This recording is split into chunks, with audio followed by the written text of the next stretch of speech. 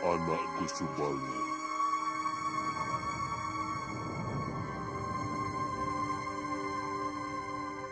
Diceritakan, Sang Subali sedang hamatiraga di Goa Kiskenda, hingga ia didatangi oleh sang ayah yang bernama Resi Gautama, yang mana ia datang dengan ruhnya.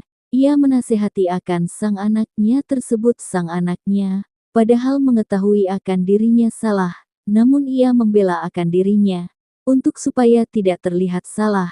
Namun ia membela dirinya supaya tidak salah dalam mengambil tindakan, dan sang romonya pun terus memojokkan akan sang anak bahwa ia Subali bersalah dalam hal ini. Ia pun sangat gugup kepada sang ayandanya dalam menjawab pertanyaan tersebut, dan ternyata dari pernikahan mereka berdua terdapat seorang anak yang ia beri nama Anggada.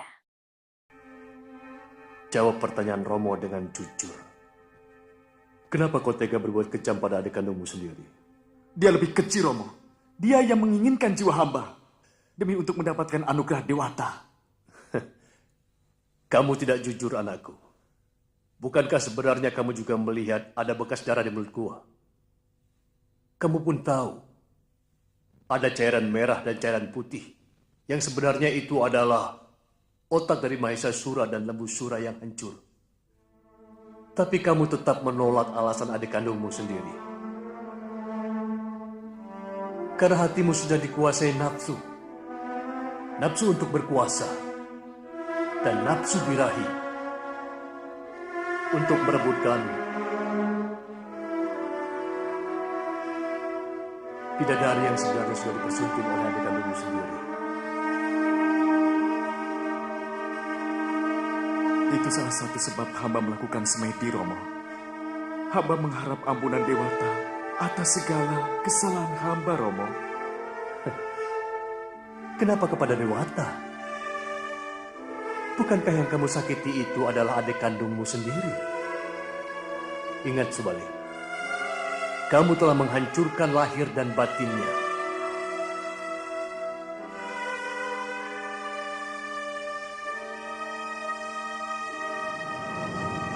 Subali, anakku, camkan semua nasihat Romo. Karena persoalan itulah hatimu jadi gelisah.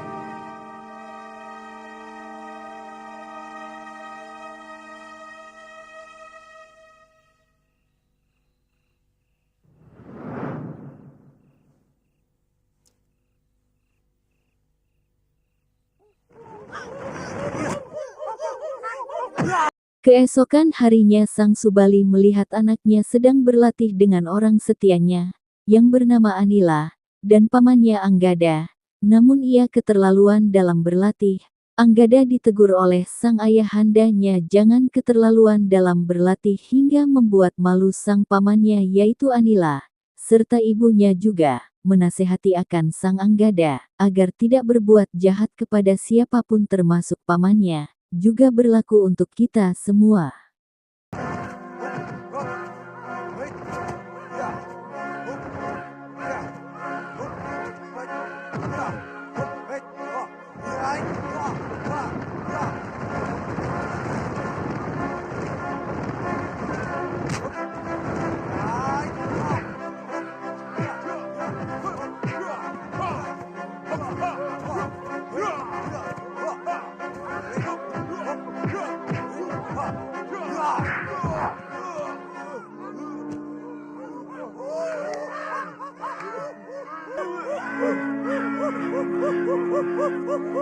Kalau latihan itu, mukulnya jangan ke perut toh. Tapi kan, Paman bilang boleh menyerang mana saja. Iya, tapi jangan ke perut.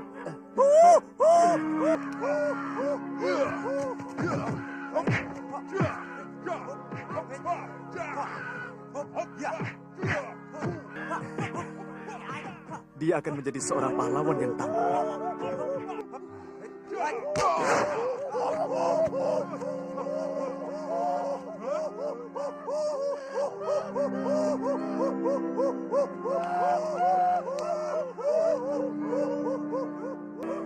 Anggada!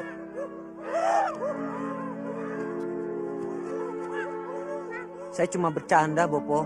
Kalau latihan jangan sambil bercanda. Nanti ilmu yang masuk dalam ingatanmu akan kacau. Kamu tidak apa-apa, Anila. Oh, tidak apa-apa, Gusti. Perutku memang lagi mules. Kemudian Sin berpindah ke tempat sang adiknya yang Subali yang bernama Sugriwa. Ia disiksa oleh sang kakaknya dan ditemukan oleh sang Rama Wijaya dan adiknya Laksmana. Karena kasihan sang Rama Wijaya pun melepaskan akan sang Sugriwa.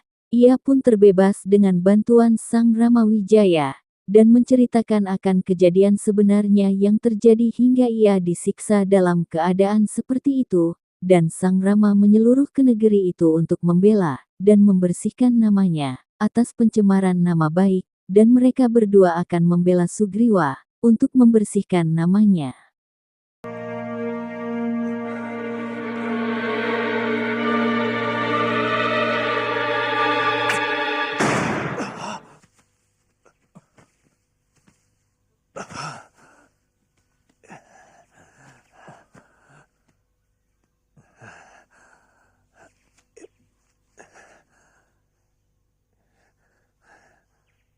Terima kasih Tuhan telah menyelamatkan saya. Sebentar. Tadi kamu mengatakan bahwa kamu disiksa oleh kakak kandungmu sendiri. Bagaimana ceritanya? Sebenarnya ini hanya salah paham. Salah paham. Kanda Subali tidak pernah mau mendengarkan penjelasan saya. Dia mengira bahwa saya berniat untuk mengkhianatinya. Lalu bagaimana kejadiannya? Sewaktu kami mendapat tugas dari Dewata untuk menghancurkan Mahesasura dan Lamusura yang telah berbuat lancang dan ingkar kepada Dewata, Kanda Subali menyuruh saya menunggu di luar gua. Sementara dia yang bertarung di dalam. Dia berpesan, kalau yang mengalir darah merah, artinya kedua musuhnya yang kalah. Tapi kalau darah putih yang mengalir, artinya Kanda Subali yang tewas. Dan saya harus segera menutup pintu gua itu dengan batu besar. Saya melihat darah merah dan darah putih mengalir dari dalam gua. Kakang, pasti kamu sudah mati bersama musuh-musuhmu. Ya. Saya mengira Kanda Subali mati sambil. Maka dengan cepat saya menutup pintu gua.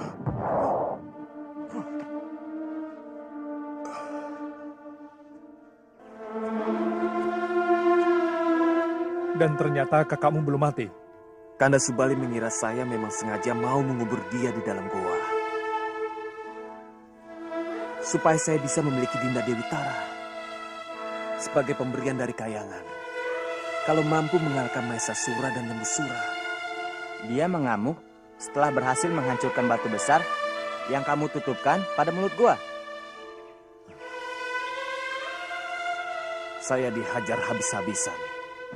Waktu sedang melakukan upacara perkawinan saya dengan Dewi Tara.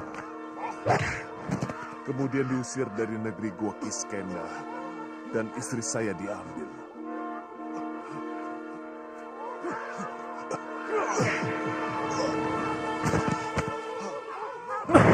Lalu, bagaimana sampai kamu bisa terjepit pada batang pohon itu? Itu karena saya tidak tahan menanggung kerinduan saya pada teman dan rakyat saya. Saya sering mencuri-curi datang ke Gua Kiskenda. Tapi suatu saat, Kanda Subali memergoki saya. Kemudian mengajar saya habis-habisan.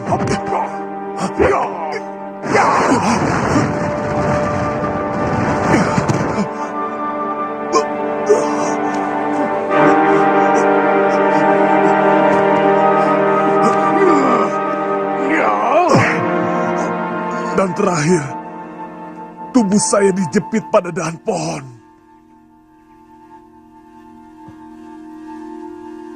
Kamu ingin membalas dendam atas kekejahatan.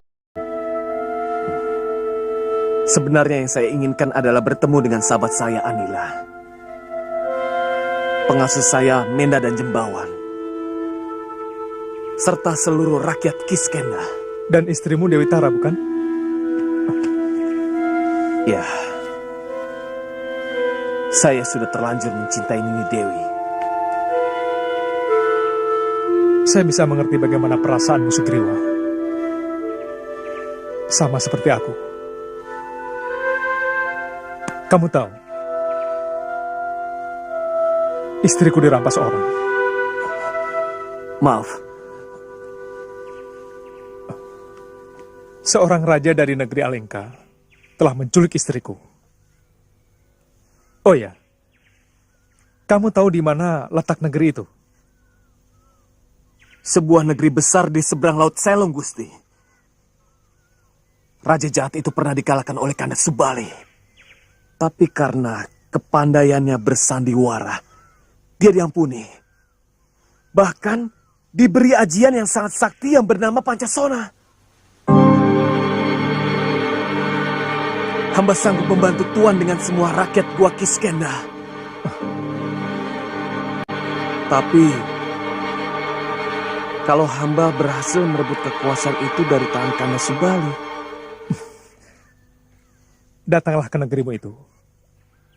Kami akan membelamu.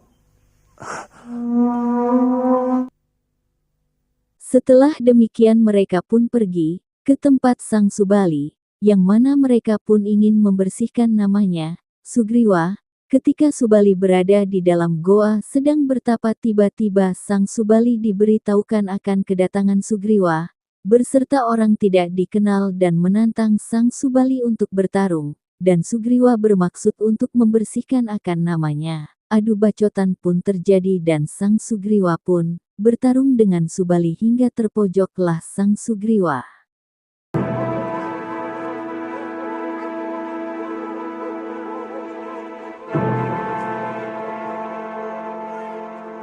kau menantangku, Sugriwa?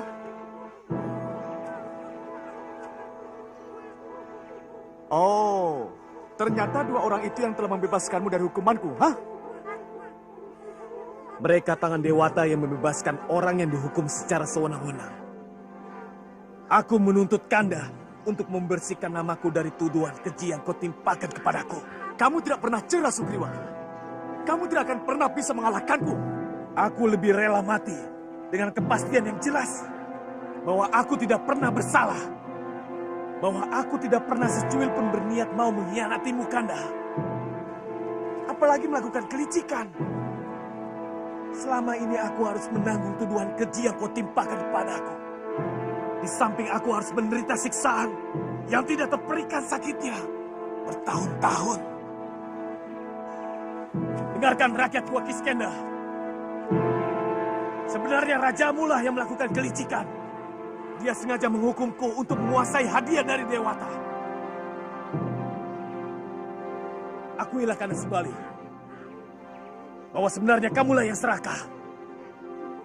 Kamu ingin menjadi raja di Gua Kiskenda ini dan menyunting Dewi Tara untuk menjadi istrimu tanpa ada orang kedua. Lalu untuk membenarkan tindakanmu, kamu menuduhku berbuat lancung.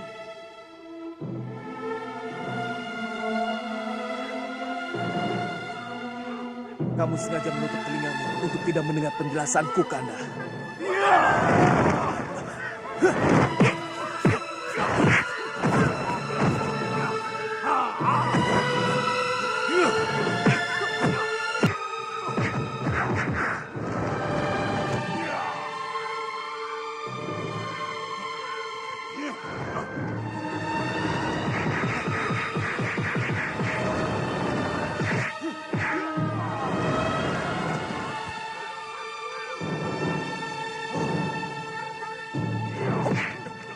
Cukup, Subali.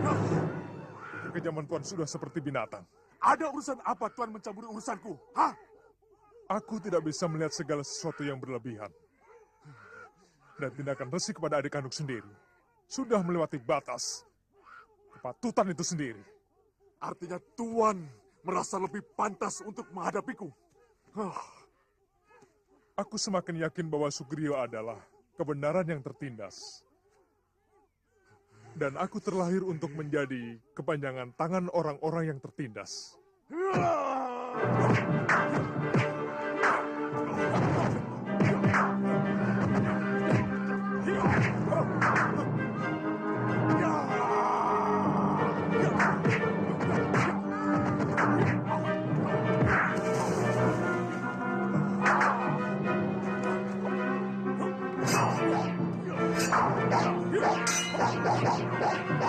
Kemudian Ramawijaya pun bertarung dengan Sang Subali karena Subali mempunyai kekuatan yang sangat luar biasa, yaitu mempunyai ajian yang tidak bisa mati, yaitu ajian Pancasona yang telah diceritakan oleh Sugriwa, adiknya Subali. Ramawijaya mengeluarkan akan pusakanya, yang bernama Pusaka Panah Loa Wijaya untuk mengalahkan Sang Subali, dan akhirnya Subali pun tumbang karena ia telah menerima serangan dari panah pusaka tersebut hingga ia pun terpental, dan ia pun Subali menceritakan apa yang sebenarnya terjadi, hingga ia melihat akan Ramawijaya di dalam dirinya terdapat titisan Sang Dewa, Wisnu, dan meminta maaf kepada Sugriwa atas peristiwa yang telah terjadi tempo hari.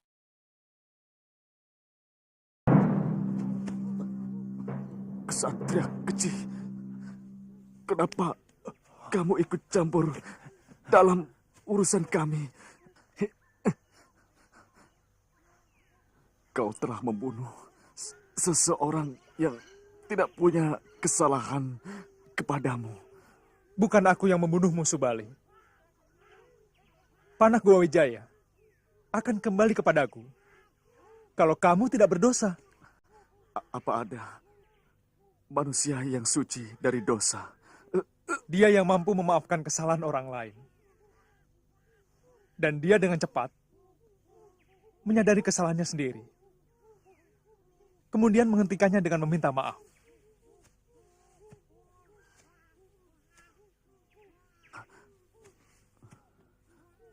Siapa sebenarnya kamu? Aku Ramawijaya dari Ayodhyapala. Aku melihat aura Wisnu menyelimuti dirimu. Artinya, aku benar-benar berdosa.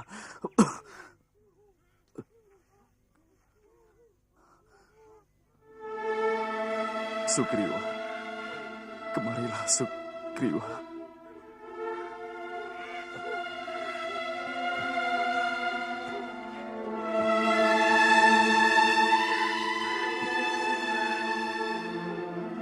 Maafkan aku, Sugriwa.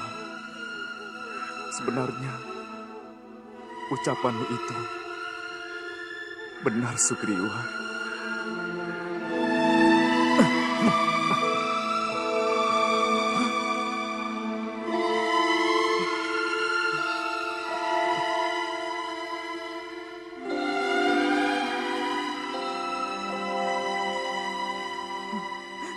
Ternyata Sugriwa tidak bohong.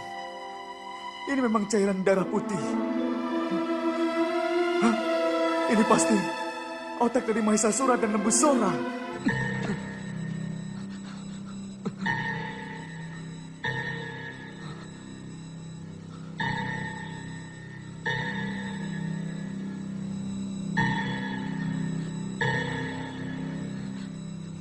Ternyata Sugriwa tidak bohong. Ini memang cairan warna putih. Hah? Itu berarti otak dari Mahisasura dan Lembusora.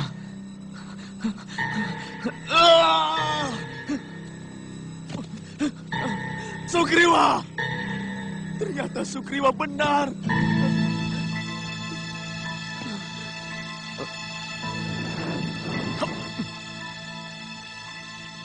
Sebaiknya kau bebaskan Sugriwa. Dia tidak dusta. Dia sangat patuh kepadamu, Subali. Ya! Jangan biarkan dia terusir. Mumpung kamu punya alasan untuk mengusir dia. Ucapanmu sudah benar, Subali. Dia khianat. Dia mau membunuhmu. Tapi nyatanya darah putih itu memang ada, bukan? Ya. Tapi apa kamu tidak malu? Hah? Sudah marah-marah begitu dan memukuli adikmu habis-habisan. Lalu mau baik-baik kembali? Di mana harga dirimu? Hah? Di mana harga dirimu, Subali? Aku cuma mengingatkanmu, Subali. Terserah kalau kamu berpihak kepada kebohongan jiwamu. Cuh!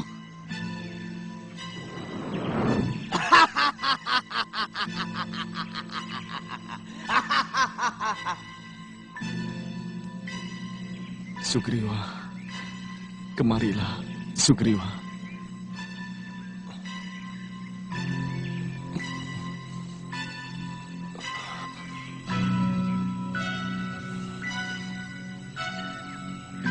Maafkan aku, Sugriwa.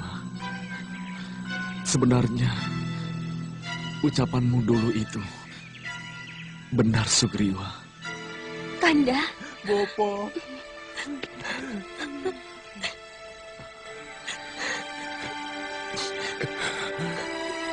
Maukah kamu maafkan aku, Griwa?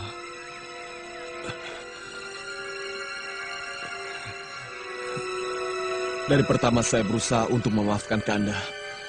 Sejak pertama Kanda mengusir saya pertama kali. Sugriwa, kamu harus menggantikan aku menjadi suami dan ayah dari anakku. Dan perintahlah rakyat Gua Kiskenda ini dengan adil dan penuh kasih sayang.